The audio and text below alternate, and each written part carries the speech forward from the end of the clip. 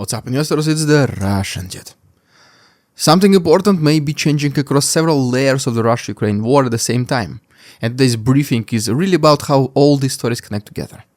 On one side, Ukraine reportedly struck the Aviastar aircraft plant near Ulyanovsk, a facility linked to Il-76MD-90A military transport aircraft, Il-78M-90A aerial refueling aircraft, and servicing for heavy platforms like An-124 Ruslan. On another side, Ukraine's Special Operations Forces say that they hit a secret Rubicon unmanned technology center in occupied Donetsk, along with ammunition and components sites near Vilne. Then we have the battlefield picture, which is more complicated than Moscow's victory narrative suggests, because Valery Gerasimov is claiming broad Russian gains, while the Institute for the Study of War, ISW, and the Financial Times describe a much more contested frontline, where Ukrainian counterattacks and rare advances are forcing Russia to spend reserves and adjust plans. Add to that Volodymyr Zelensky's warning that the Middle East war could create a missile shortage for Ukraine, his decision to send 201 military experts to help partners counter Iranian drones in the Gulf, and the two Reuters reports showing that even a 45% jump in oil prices since February 28 may not give Moscow the easy relief many expected. And suddenly, all this stops just looking like another news cycle. It starts looking like a briefing about whether Russia's military, economic, and geopolitical advantages are becoming harder to convert into clean results. So the thesis for today is very simple. Russia still has scale, manpower, and the ability to keep pressing in multiple directions, but Ukraine is trying to change the geometry of the war by striking deeper inside Russia, disrupting the drone infrastructure that supports Russian operations, forcing Russian commanders to defend areas they wanted to use for offensive momentum, and then turning its own battlefield experience into literal political, geopolitical, even better say, leverage abroad. That means that the real story today is not a single strike or a single map update. The real story is that battlefield adaptation, industrial targeting, air defense shortages, Middle East conflict, and oil revenues are all beginning to interact in ways that could shape the next phase of this entire war. Here's where it gets interesting. Because the strike on the Aviastar plant matters not just because it happened, but because of what that facility actually does. According to Ukraine's General Staff, Aviastar is part of United Aircraft Corporation under Rostec and is responsible for production of Il-76MD-90A military transport aircraft and Il-78M-90A refueling aircraft, while also servicing heavy cargo aircrafts like An-124 Ruslan. Ukrainian officials said early reports indicated damage to a climate-controlled hangar and aircraft parking stands, and that aircraft on site sustained varying degrees of damage, though the full results are still being clarified. That means that this was not presented as a symbolic raid. It was presented as a strike on infrastructure tied to mobility, logistics, and sustainment. And that matters, because wars are not sustained by slogans. They are sustained by transport capacity, maintenance cycles, and the industrial backbone that allows equipment to keep moving. If Russia has to think not only about what is happening near Sloviansk or Kostiantynivka, but also about whether rear area aerospace facilities deep inside Russia can operate normally, then every future operation becomes much more expensive and way less predictable. One strike does not transform the whole war, obviously, but it fits a larger Ukrainian pattern of trying to raise the cost of Russia's rear area confidence. And that becomes even more important once you connect this to the next story. Because Ukraine is not only targeting production and maintenance, it is also trying to interfere with the drone system itself that increasingly shapes this entire battlefield on both sides. If you think the Aviastar story is important, wait until you hear what happened next, because Ukraine's Special Operations Forces say that on the night of March 17th to 18th, they used mid-range drones to strike the base of the secret Russian Rubicon Center for unmanned technologies in occupied Donetsk region. along with its command and control element, and then another Russian unmanned systems coordination center in the occupied city. They also said that the strikes hit ammunition depots, components storage sites, and locations for the accumulation and distribution of ammunition in Vilne, with support from Ukraine's underground resistance even. And this is where the story gets much bigger than just a simple rear area strike. Ukraine is not only trying to reduce Russian pressure at the front line, it is trying to interfere with the systems that make Russian pressure more efficient. Drone warfare in this war is now about reconnaissance, targeting cycles, strike coordination, communications, and then also the integration of ammunition with unmanned surveillance and attack. So when Ukraine says that it struck Rubicon's base and command component, the deeper meaning is that Kyiv is trying to disrupt part of the nervous system behind Russia's drone-enabled method of war. And once you understand that, the next question becomes pretty obvious. If Ukraine is trying to complicate the support structure behind Russian operations, what is actually happening at the front line, where those systems are supposed to produce results? Let's try to answer this question in the next chapter.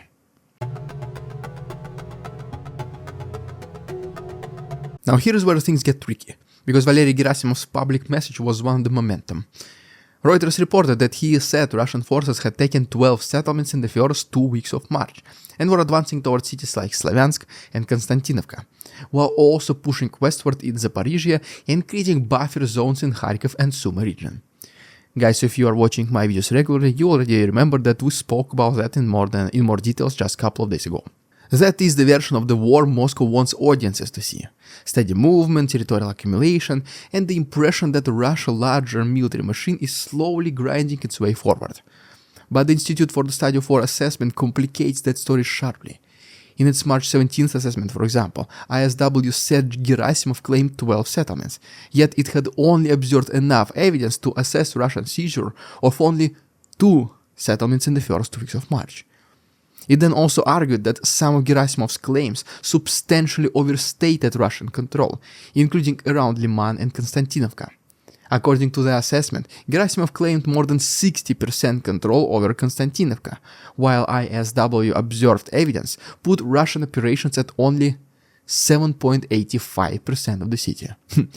As you can see, that's not just some small difference. This is the difference between the story of a major urban progress and a much more just limited reality, but reality nevertheless. And there is another detail here that matters.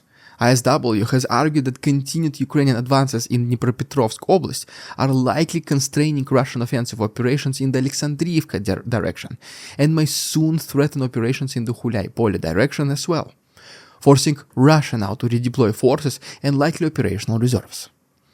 That means that the map is not just a scoreboard, it is also a resource allocation story. If Russia has to move reserves to stabilize threatened sectors, then claims of smooth, broad momentum become way less convincing. Zelensky has leaned into exactly that interpretation, saying that Ukraine disrupted Russia's planned March offensive and that Russian assault intensity had decreased significantly, while also pointing to gains of Ukrainians in the Zaporizhzhia region. And that takes us directly to the next chapter. Because the Financial Times now story, it shows that why even a rare advance matters so much. And by the way, speaking about the battlefield, as always, if you want to see some combat uncensored footage from Ukraine, it will be uploaded to my Patreon, aka the only place where I can show this kind of stuff. The link is down below. This is the best way to support our work. Thank you so much, guys. Now let's continue.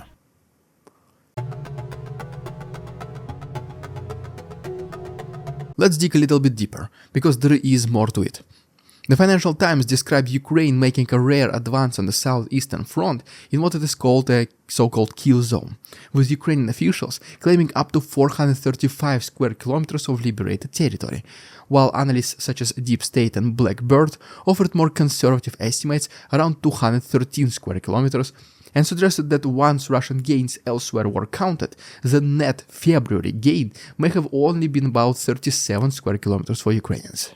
That range matters, because it tells us two things at once.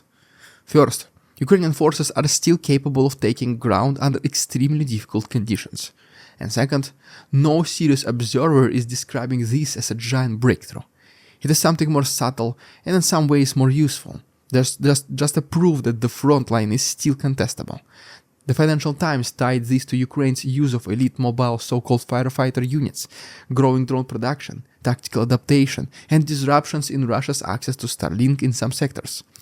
So this was not framed as a return to the battlefield conditions of 2022, when huge parts of Kharkiv and Kherson regions were liberated in days. It is now simply framed as a rare success in an environment where drones, surveillance, and layered attrition make offensive movement extremely difficult for both sides. And when Ukraine still manages to move under those conditions, it sends a message not only to Russia, but to exhausted Ukrainian society and to the Western partners as well, who are increasingly distracted by the war involving Iran now. And that message that they're sending is pretty simple. Ukraine is still capable of action, still capable of adaptation, and still worth sustained support. But that support now runs into a very new problem. Because the next story is not about battlefield adaptation. It is about whether Ukraine may soon face a harder missile and air defense environment. At this point you might be wondering, why the Middle East matters so much for Ukraine? And the answer to that is that Volodymyr Zelensky is now openly warning about a missile shortfall tied to that exact conflict. A report from the BBC mentioned that Zelensky warned Ukraine would face a deficit of missiles it uses against Russia, because resources are being drawn to the Middle East war. Related reporting from Reuters and AP reinforced that concern, with Zelensky saying that Gulf states had used more advanced air defense missiles in recent days than Ukraine had received from the United States in 4 years. While AP reported that he sighted around 430 drones and 68 missiles in a separate large Russian aerial assault, and then urged NATO allies to expand the missile production. This is where the story becomes strategically, unfortunately, uncomfortable for Kiev. The danger is not only that political attention drifts, the danger is that inventories drift too. Ukraine can adapt impressively with drones, mobile fire groups, cheaper intercept solutions, and then maybe even layered defense ideas, but some categories of air defense support just cannot be replaced so quickly. That is why Zelensky's warning matters. It is not just about headlines, it's about production lines, delivery schedules, and allocation priorities. And that is exactly why the next story is so interesting, because Ukraine is trying to stop being seen only as a country asking for help, and instead present itself as a provider of hard-earned expertise. Now here is the game changer, or at least the beginning of one. Al Jazeera reported that Zelensky said more than 200 Ukrainian military experts, specifically 201, are now in the Gulf region and the wider Middle East, helping governments defend against Iranian drone attacks. Related reporting has said that these teams are active in places such as Saudi Arabia, Qatar, and United Arab Emirates, with additional personnel prepared for Kuwait, and that Ukraine is trying to turn its years of experience against Shahid-type threats into a strategic partnership model. This is one of the most interesting shifts in the whole story, because it changes Ukraine's role in the conversation. For a long time, Kiev's argument to partners was mainly just moral, legal, and strategic. They were saying, support us, because we are holding the line against Russian aggression, we are the shield of Europe. That argument sure still matters, but now another one is emerging, much more respectable, much more plausible. Support us, because we have developed practical systems, field-tested doctrine, and anti-drone know-how that others urgently need. In other words, Ukraine is no longer only a consumer of support. It is trying to become a supplier of security value. Reuters previously reported that Zelensky wants money and technology in return for this kind of cooperation, and we spoke about it once again previously. While also Zelensky was stressing that Ukraine is not participating in operations against Iran itself, no direct involvement. That is a very pragmatic move. Kiev is trying to convert wartime necessity into long-term leverage.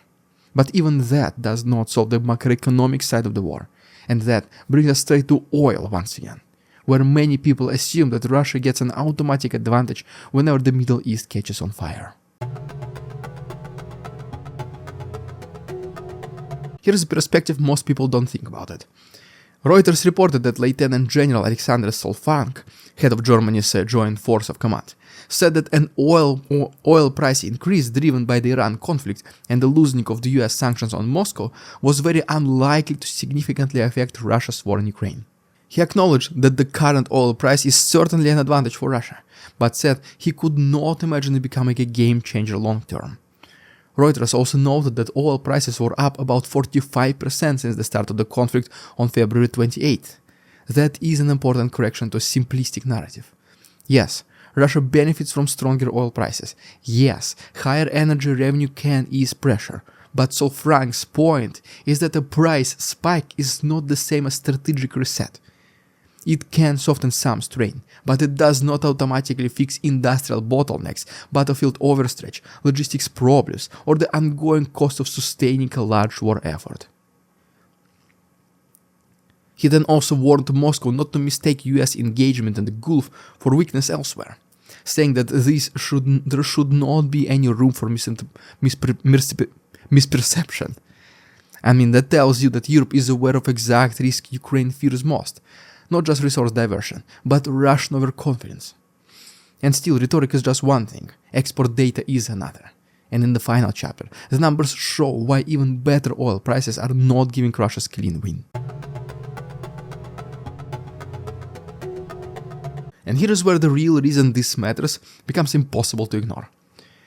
Reuters reported that Russia is struggling to fully benefit from the oil price surge because drone attacks on export infrastructure and bad weather are curbing physical exports. Asian states, including Thailand, Indonesia, and Sri Lanka, showed interest in Russian oil after the United States issued a month-long waiver to buy oil sourced from Moscow to offset Middle East shortages.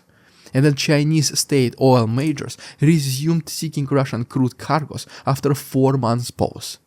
So the demand side, yes, improved. The pricing side improved. The market backdrop even improved. But the physical system did not cooperate. Reuters said that oil loadings from Russia's 3 main western ports, which are Primorsk, Ust-Luga, and Novorossiysk, could fall to as low as 1.7 million barrels per day in March, down from the initial very low estimate of 1.8 million barrels per day.